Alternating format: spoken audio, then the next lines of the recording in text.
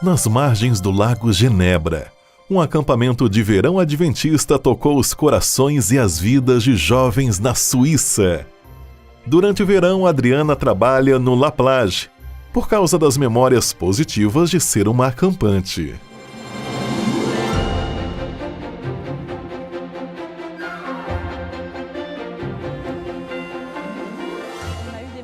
Tivemos momentos em que estávamos reunidos perto do lago, conversando em torno de uma fogueira.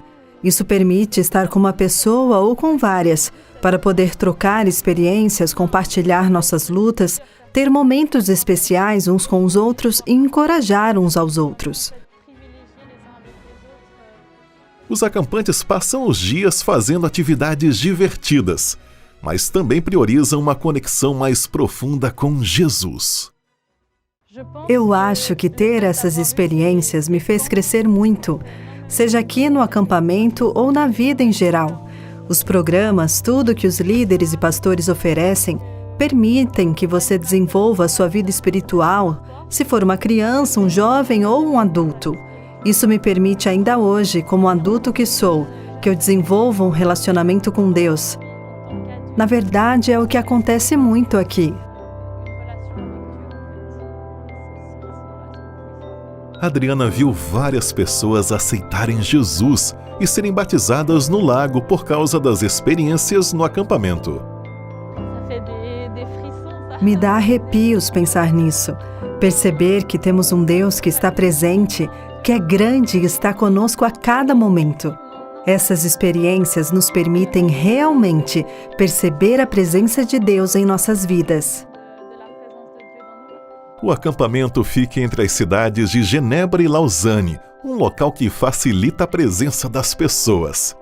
E o acesso privado ao lago fornece uma maneira segura para aproveitarem a água. Após anos de diversão e crescimento espiritual, o tempo afetou as instalações deste acampamento.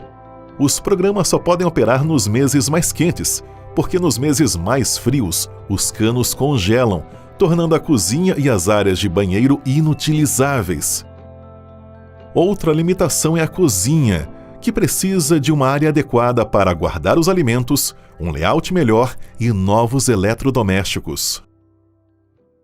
Com essas melhorias, o acampamento seria capaz de operar durante todo o ano, abrindo novas oportunidades. Neste trimestre, uma parte da sua oferta missionária irá para as reformas do La Plage. Sua contribuição permitirá a ampliação dos programas oferecidos durante todo o ano. Por favor, ore por este projeto na Suíça e agradecemos seu apoio à oferta que faz a diferença na vida de pessoas como Adriana.